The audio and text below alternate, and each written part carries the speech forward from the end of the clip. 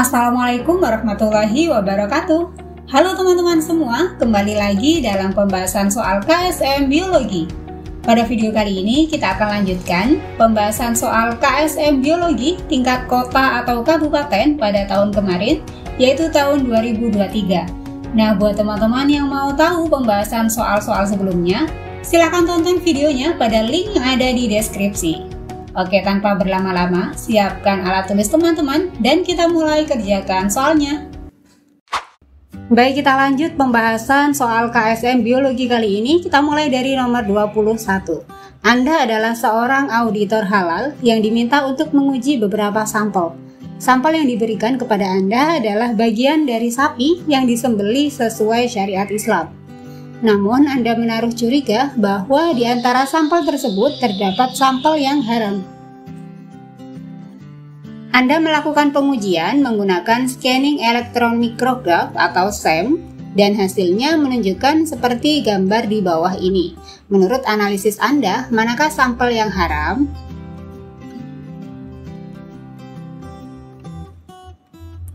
Nah, secara umum dalam konteks kehalalan, sampel haram dapat berarti berasal dari hewan yang tidak disembelih sesuai dengan syariat Islam, atau bisa saja berasal dari hewan yang dilarang untuk dikonsumsi seperti babi. Kita mulai analisa dari pilihan jawaban A.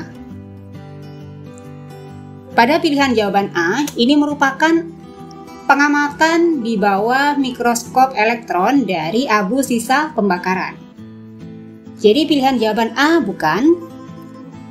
Kemudian pilihan jawaban B merupakan hasil pengamatan pada mikroskop elektron pada tukangnya spermai. Selanjutnya, pada pilihan jawaban C merupakan hasil pengamatan mikroskopis dari serat batang pisang. Nah, jadi pada pilihan jawaban B bukan dan C juga bukan. Nah, selanjutnya pada pilihan jawaban D ini adalah hasil pengamatan dari lapisan usus. Nah, bisa saja ini merupakan lapisan usus dari daging babi. Sehingga pada soal nomor 21, pilihan jawaban yang tepat adalah yang bagian D. Oke, kita lanjut ke soal yang berikutnya. Baik, kita lanjutkan pembahasan soal berikutnya, yaitu soal nomor 22. Tes chi-square adalah salah satu cara untuk mengadakan evaluasi antara hasil yang diobservasi dengan hasil yang diharapkan. Adapun rumus yang digunakan adalah sebagai berikut, yaitu rumus chi-square sama dengan x kuadrat sama dengan sigma O dikurangi E kuadrat per E, dengan E adalah hasil yang diharapkan, O hasil yang diobservasi, dan sigma adalah jumlah. Persilangan dua tanaman labu dihibrid menghasilkan keturunan dengan perbandingan fenotip putih banding kuning banding hijau sama dengan 12 banding 3 banding 1. Namun, pada waktu tanaman dihibrid heterozigotik tersebut diuji silang, ternyata keturunan yang dihasilkan adalah jumlah tanaman berbunga putih setara dengan urutan Quran surat Al-Waqiah dalam Al-Quran. Jadi, jumlahnya adalah 56 sesuai dengan urutan surat Al-Waqiah dalam Al-Quran. Selanjutnya, jumlah tanaman berbunga kuning setara dengan urutan surat Al-Ankabut dalam Al-Quran. Jadi jumlahnya adalah 29. Dan tanaman berbunga hijau setara dengan urutan Quran surat An-Naml dalam Al-Quran, yaitu urutan surat ke-27. Pertanyaannya adalah berapakah nilai x kuadrat dari hasil persilangan tersebut? Baik, untuk menyelesaikan soal ini, langkah pertama yang harus kita lakukan adalah menentukan jumlah total sampel. Nah, atau jumlah total tanaman, di mana pada tanaman berbunga putih jumlahnya adalah 56 dan tanaman berbunga kuning jumlahnya adalah 29 dan tanaman berbunga hijau jumlahnya adalah 27. Total ketiganya adalah 112. Nah, setelah menentukan jumlah total sampel, maka langkah yang kedua adalah menentukan jumlah yang diharapkan, atau kita akan mencari nilai E. Jadi, proporsi fenotip yang diharapkan adalah 12 banding 3 banding 1. Nah, berdasarkan proporsi ini, kita dapat menghitung jumlah yang diharapkan untuk setiap kategori. Kita mulai dari tanaman berbunga putih, jumlah yang diharapkan sama dengan 12, yaitu perbandingan fenotip tanaman berbunga putih per 16, yaitu total semuanya ini ya, kita jumlah jadi 12 tambah 3 tambah 1 sama dengan 16. Dikali dengan jumlah seluruh sampel yaitu 112. Hasilnya adalah 84. Hal yang sama juga kita lakukan untuk menentukan jumlah yang diharapkan untuk tanaman berbunga kuning. Jadi perbandingan fenotip tanaman berbunga kuning yaitu 3/16 dikali 112, hasilnya adalah 21. Kemudian tanaman berbunga hijau, kita hitung jumlah yang diharapkan yaitu 1 dibagi dengan 16 dikali dengan 112, hasilnya adalah 7. Kemudian langkah yang ketiga adalah kita akan mencari nilai X kuadrat. Kita masukkan ke dalam rumus Chi square di atas. Cara menghitungnya kita hitung satu persatu dari setiap jenis tanaman. Kita mulai dari tanaman berbunga putih. Nah, kita masukkan ke dalam rumus Chi square yaitu O dikurangi E dikuadratkan dibagi dengan E. Kita masukkan nilai O-nya atau jumlah yang diobservasi yaitu 56. Jadi tanaman berbunga putih jumlahnya adalah 56. Kemudian dikurangi dengan nilai E atau hasil yang diharapkan dari tanaman putih yaitu 84. Jadi 56 dikurangi 84 kemudian dikuadratkan dibagi dengan 84. Hasilnya adalah 9,333. Nah, itu adalah hasil nilai X kuadrat dari tanaman berbunga putih. Selanjutnya, teman-teman bisa hitung dengan cara yang sama pada tanaman berbunga kuning serta berbunga hijau. Nah, setelah dihitung ketiganya, maka kita akan memperoleh 3 nilai X kuadrat. Hasilnya adalah sebagai berikut. Nah, jadi nilai X kuadrat dari tanaman berbunga putih adalah 9,333. Kemudian X kuadrat dari tanaman berbunga kuning hasilnya adalah 3,048 dan X kuadrat dari tanaman berbunga hijau adalah 57,143. Sehingga diperoleh jumlah total nilai X kuadrat adalah 69,524. Nah, berdasarkan perhitungan saya ternyata tidak ada dalam pilihan jawaban ya.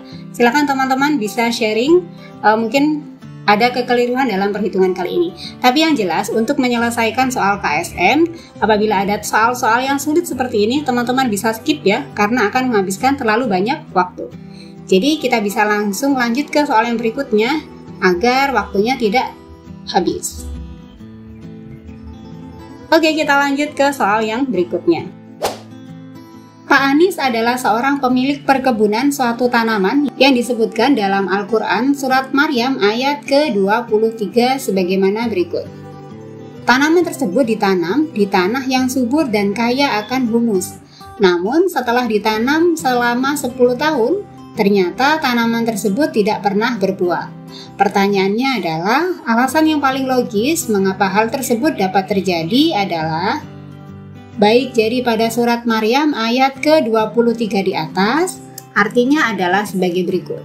Maka rasa sakit akan melahirkan memaksa dia bersandar pada pangkal pohon kurma.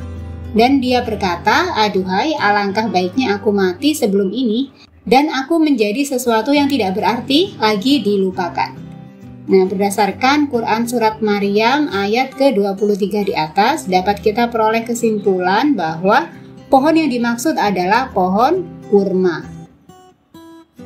Sehingga pada opsi jawaban yang ada, pilihan jawaban yang sesuai adalah yang bagian B, yaitu jenis pohon yang ditanam oleh Pak Anies adalah pohon kurma berjenis jantan.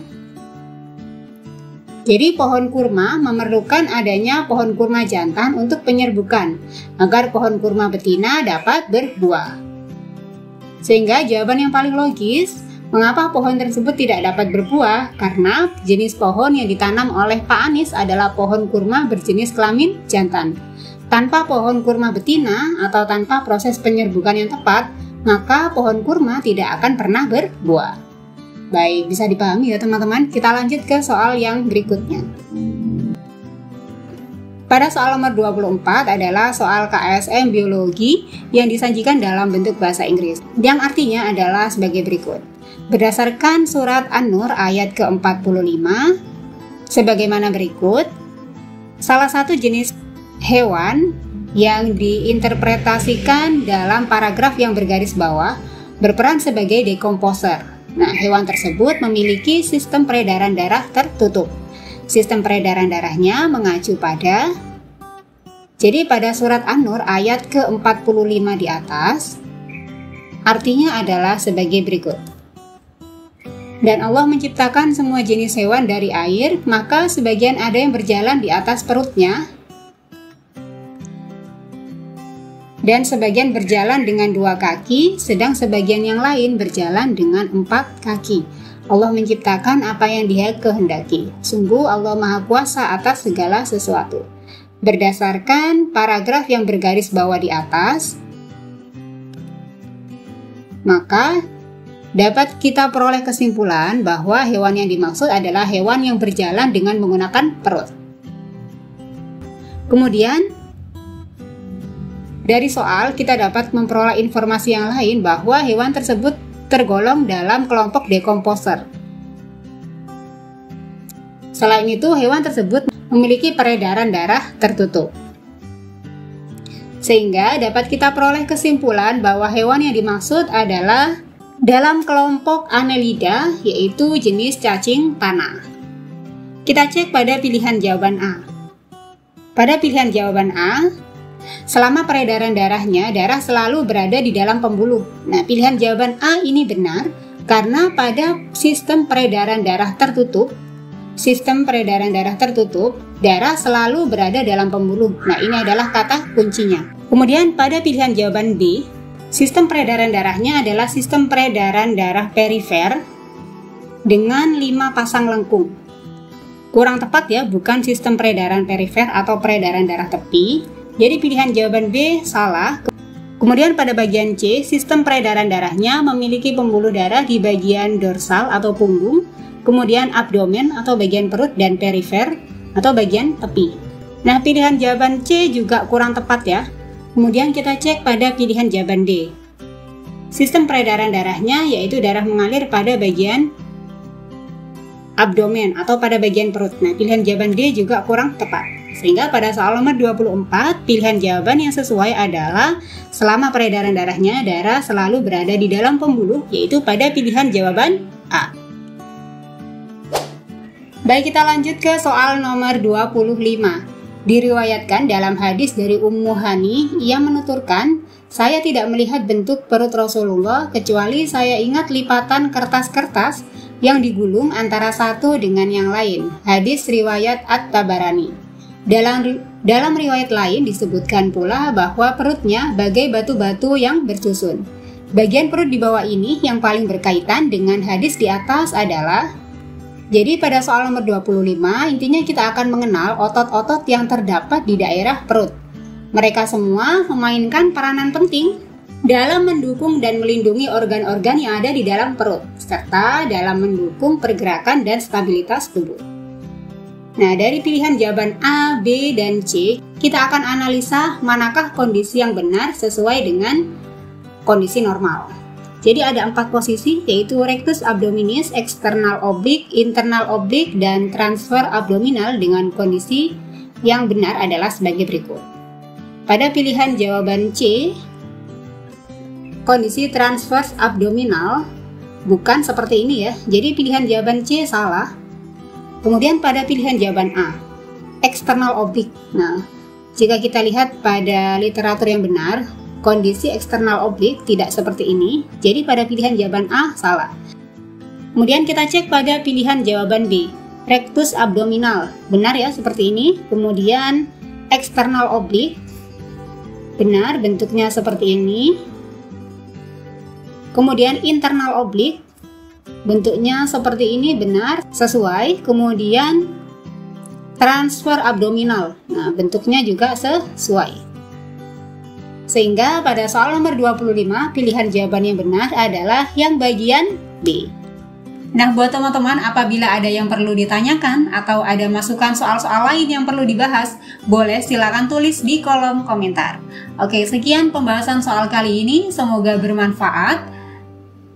Jangan lupa subscribe channel Belajar AKM untuk mendapatkan video pembahasan soal yang lainnya.